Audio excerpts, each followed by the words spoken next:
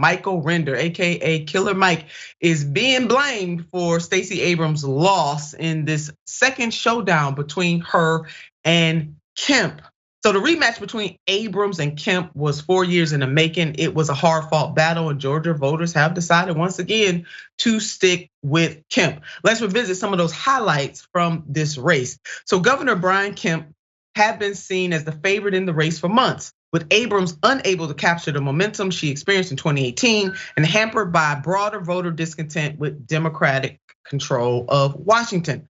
The victory reasserts Republican control of the executive office in Georgia, just 2 years removed from Democrats winning both of the state's US Senate seats and President Joe Biden becoming the first Democrat to win the state since Bill Clinton in 1992. This is coming from CNN. Kemp's victory is a clear sign that economic arguments made by Republicans were more powerful in 2022 than Democrats' focus on abortion. So it is very clear, and I agree with Dan America on this, who reported on this for CNN. It's clear that Democratic message, along with other variables, contributed to Kemp's win. But instead of focusing in what motivated or did not motivate what led to Abrams' loss or defeat, some folks have doubled down on blaming black men and Killer Mike, AKA, or Michael Render, AKA Killer Mike in particular. Michael Render, wait, he's to blame for her loss. I don't know, then maybe he should run for president in 2024 since he got all that power. He got all the smoke. Yeah, maybe he should do that. Now, here's a thought for the Democrat. The GOP would have been less successful running on divisive wedge issues if the Dems had leaned in harder on policy and messaging on correcting the imbalances in our economic system that impacts the 98% of Americans. Attempting to use abortion as the silver bullet instead of part of an economic chain was not wise. And it showed in the elections throughout the country, not just in Georgia. This was not just about Stacey Abrams' race. Now, let's look at how voters in Georgia, including black men, voted, shall we? Yeah, let's put up this graphic. I want everybody to see this. So the Georgia governor's exit polls by gender, males, 47%, females, 57%. What I want to go down to, so we have 51% of the women voting Democrat, 40% of the men, and for Republican side, 58%, 48%. Kind of slightly close, but let's go ahead, baby, and look at the race category. That's where I want to get to the good stuff. 74% of white folks voted for Kemp. 90% of black people voted for Stacey Abrams. 55% of Latinos voted for Abrams, 43% voted for Kemp. On the Asian side, 54% voted for Abrams, 46% voted for Kemp. And then the other category, 47% to 47%, pretty equal. Now, if we break this thing down to race, 74% of white folks, right, voted for Kemp. 79% of people of other persuasions voted, because I hate to say that non-white. Why are we basing everything on that? Other ethnic and racialized groups. So why are people blaming Killer Mike and black men? So my stunt double had something to say about this. Let's put up what she had to say about this. Then stop blaming at Killer Mike and black men in Georgia for Abrams' loss. The black community overwhelmingly voted for Abrams. There really was not much difference between black women's vote and the black man vote. But you know what?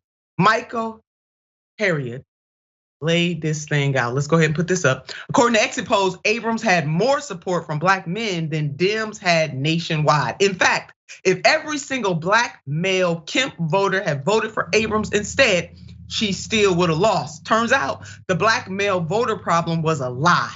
It was white voters. It always is. Brother Harriet, you better lay that down.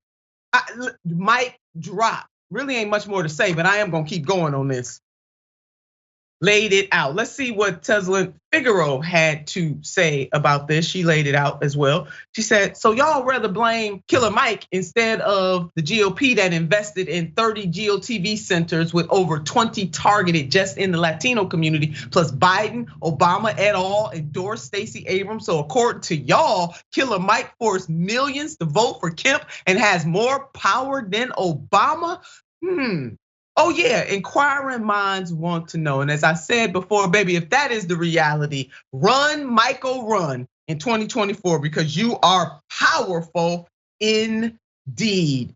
And then Miss Marquise Chisholm, she is a nurse, she is an activist, she's a civil rights fighter. Her grandparents, like through her line, were in the civil rights movement. Let's see what she had to say about this. She said, how many white Democrats crossed over and voted for Kemp? That's the elephant in the room. This has been happening in the South for a long time. When is the Democratic Party going to address this problem? Miss Chisholm gave us the truth in the river moment. And the truth in the river moment is this, as my grandmother used to say, you can put truth in the river 5 days after lie, truth gon' catch up. That is what is happening here. Yeah, let's put up this, well, Adrienne, jump in here. I got one more graphic I wanna show, but yeah, how you feeling about this? The blame on black men and Killer Mike in particular. It's so typical who our society decides to go ahead and scapegoat, who it's not going to hold accountable and call out. And this is exactly how it works. The fact is that white people overwhelmingly decided to uplift Kent as opposed to Abrams, who had more hopeful thought and inclusivity in her leadership and the way in which she wanted to take Georgia into the coming years. Yet white people are still pushing to maintain this sense of whiteness. The thought that there's potential equitability, anything that would have brought some equality to the platform, that is what they are afraid of. Because when you built your identity on the thought that you are better than others or that you are afforded to certain opportunities that others don't have, the thought that those other people could get those opportunities, oftentimes people will respond in ways to shut that down. And it's so incredibly sad because it's people making votes against their own best interest. And of course, the way our society is structured, they're not even facing any accountability for that.